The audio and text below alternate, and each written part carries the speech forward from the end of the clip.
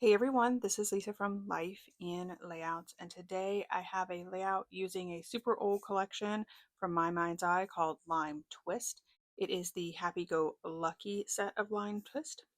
I also pulled out this sketch from Allison Davis at Scrapbook Generations. It's from the sketch support number 21. I do purchase the extra PDFs that give you several options in regards to how you can change up the sketch, and I did an alteration that wasn't on there, but I really took the idea of just making a grid on the right hand side of the layout. If you take a look at these photos, they are very random.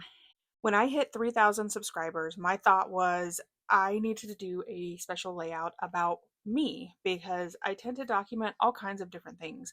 But having a layout about me in this very amazing time of hitting 3,000 subscribers was perfect. So I do have something fun planned for reaching 3,000 subscribers, so stay tuned and I will give you more details on that in just a moment. Back in 2018, I completed a challenge that was called Self Talk, and it basically was to do a layout about yourself and provide some positive self talk about yourself because we don't tend to put ourselves in a layout very often. Recently, I was watching some of my older videos because I do that to get inspiration sometimes. And I saw that layout and I was like, that would be a perfect layout for reaching the milestone of 3,000 subscribers. Because a lot has changed since 2018, and having an updated version of that I thought would be really cool for my album. So that's what my layout is about today. And this My Mind's Eye Lime Twist collection is, again, super old, but it's one of my favorites because look at those colors.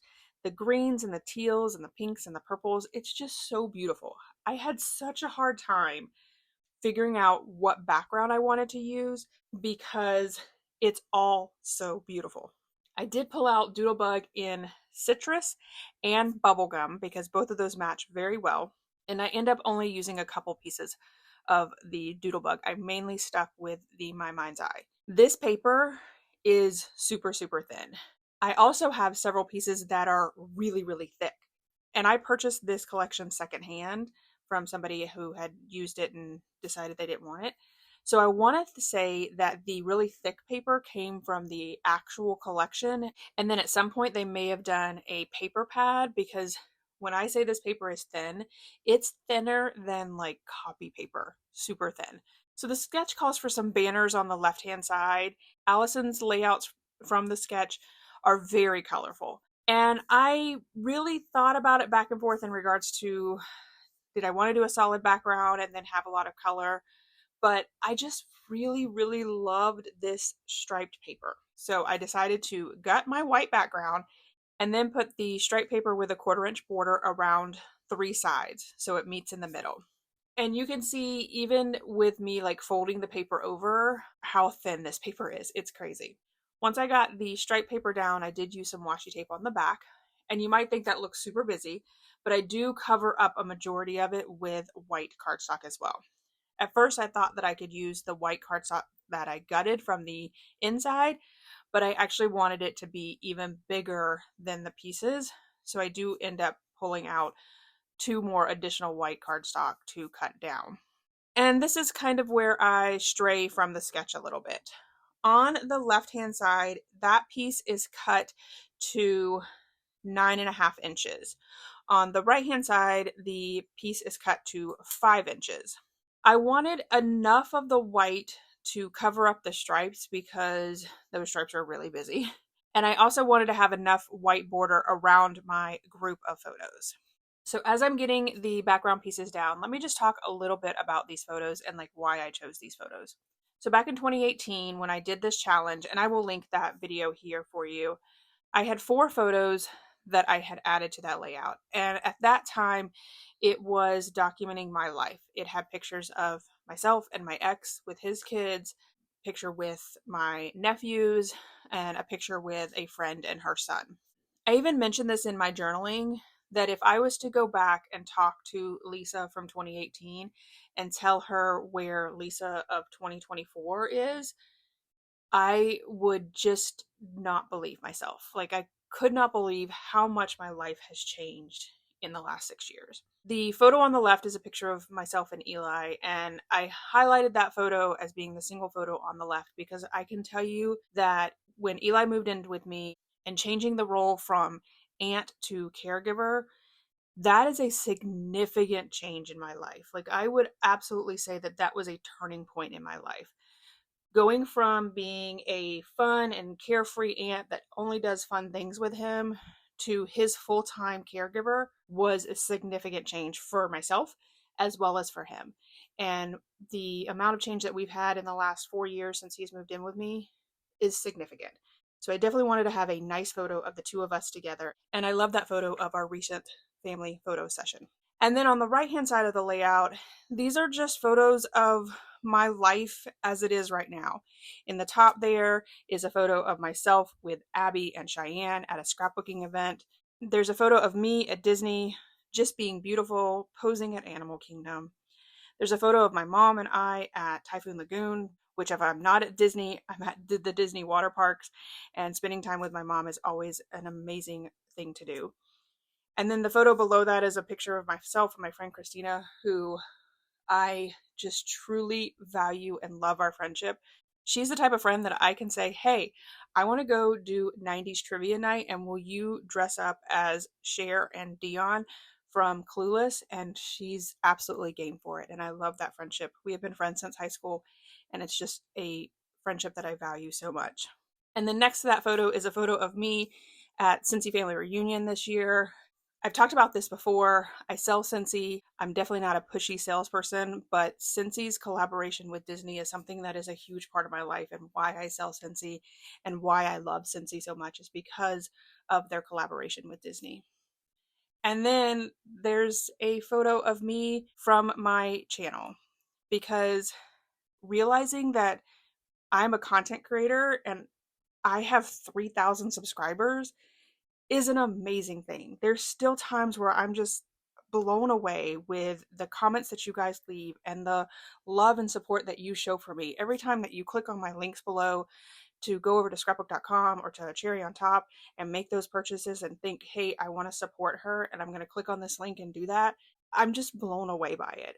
And this entire process of the beginning of this year, when I decided that I wanted to pick up scrapbooking again and I wanted to pick up my YouTube channel, and for me to go back and talk to January 2024 Lisa and tell her, you're going to get 800 subscribers in the next 8 months, and you're going to have so much content created on YouTube, I wouldn't have believed it, because I took that large break and it was something that I needed because Eli moved in with me and I had to figure out my life as a full-time caregiver, which was never the plan. But taking that break and being where I am today, I'm just blown away every single day with all of your comments and all of your support. So I asked about it in another video in regards to your thoughts on me creating a Facebook group, and the response from that was also overwhelming.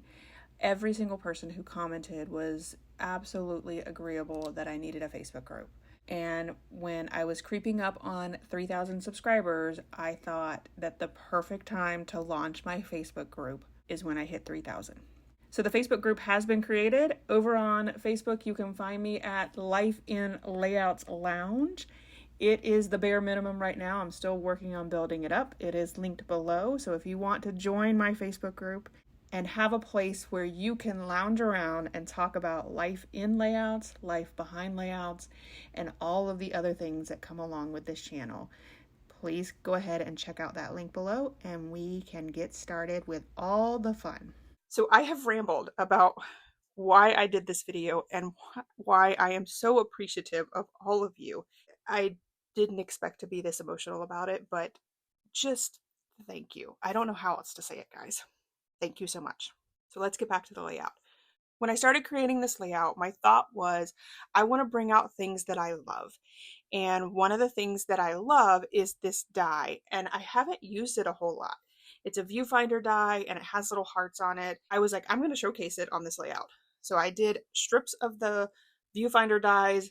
I put little pink glitter hearts on the inside of it because pink is my favorite color. I just love the way that it looks over there. My title is going to be Fabulous Life because I absolutely 100% believe that I have a very fabulous life and I love everything about it. Because I have the glitter cardstock, I do have to put some weight on it to make sure that they stay down. So I use my glue press to add the pink glitter hearts down, and then I do put some weight on it with my stamping block. I then decide to cut out a square piece of paper on the right hand side using Doodlebug Citrus. And I had intentionally left that white area of the photo so that I could add my journaling. I knew I wanted to add like a banner going off of it. And so I needed to measure the citrus paper to be exactly the right size of that spot. I use the Canva app to make those two photos because they are kind of an odd size. And then off camera, I added the journaling. The journaling is kind of small because there is a lot of it. I'm not going to read the journaling just simply because there's a ton of it. I will take a picture of it and it will be at the very end, and I will make sure that it's visible so that you guys want to read it. You are more than welcome to, but it really just goes into basically what I just talked about in the last few minutes about reaching 3,000 subscribers on YouTube, about the life that I have right now, and how amazing I feel like my life is. So I laid all of the viewfinders over to the far left. I did cut one of the viewfinders in half because I knew that they would be tucked behind that photo of Eli and myself. I also have this acetate piece, and I cut off the clear plastic part that didn't have anything on it. I used my glue press to put liquid adhesive behind the printed images so you can't see the adhesive at all. And then I added that above the photo on the left. The title word fabulous is a really pretty pink, and I wanted to bring that over to the left-hand side. I first thought about using that banner, but it didn't sit right, so I just added a floral piece.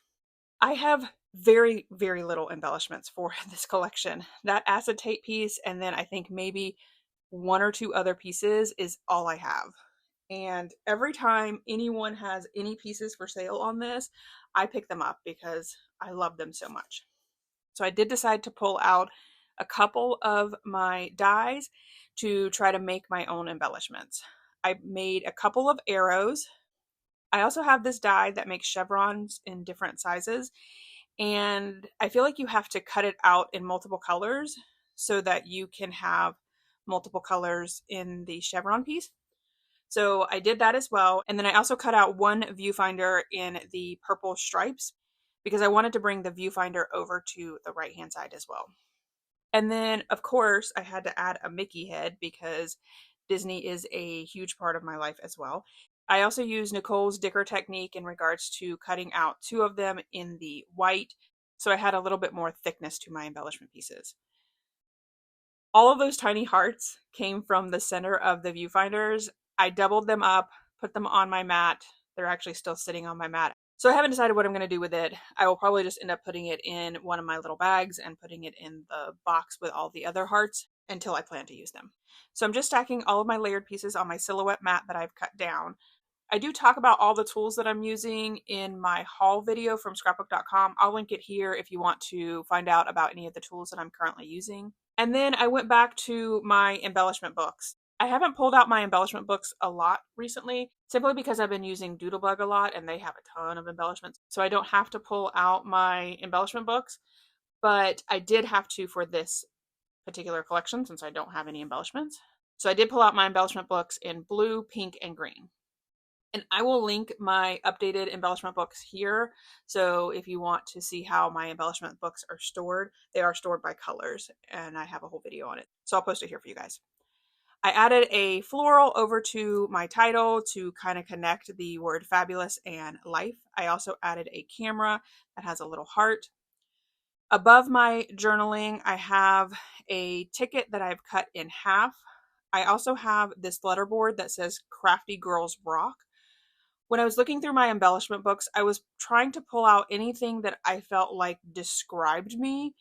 The camera, because I love taking photos and I try to take photos of everything. That letterboard of Crafty Girls Rock, because I feel like I am a crafty girl with scrapbooking and my YouTube channel. And so I just wanted to kind of pull out those pieces that I felt like represented me. I do have the heart punch set from Hobby Lobby. I think it came with 3 size hearts. So I have the smallest hearts on the viewfinders to the left, And then I did punch out a little bit bigger of a heart and put it right next to the camera in my title cluster. And then I added my Mickey head over to the right hand side. And then I added my chevron right below my photos. I feel like I was kind of all over the place with trying to put the embellishments down. I will tell you that this is a layout that I love. I love these colors. I don't get to use these colors very often, but the way that this layout came out is just chef's kiss. It's one of my favorite layouts. I did cut the viewfinder in half and add it to the right above my letterbox that says Crafty Girls Rock. And then as I was putting all the other embellishments down, the two viewfinders that I cut in half, they're peeking out enough that I felt like I needed half of a heart on the top and bottom. So I only had scraps left and I was able to make it work. I made sure that I cut the top heart off and stuck it in the top, and then the bottom part of the heart, I stuck it down in the bottom. The arrow that I also added to the title cluster, I actually cut that from a branding strip, and it has like a tone on tone gray stripe. So it kind of looks white in the video, but it does have that gray to it. And then I felt like I needed some of that very bright pink in my clusters as well. So I added a star to the cluster on the right. And then I decided to pull out my color boxes in green and pink and added some hearts to the clusters as well. Off camera, I do add a little asterisk in the gray from the word life because I felt like I didn't have any gray on the right hand side. And then that is it for this video. Here is my final layout as well as some close-ups.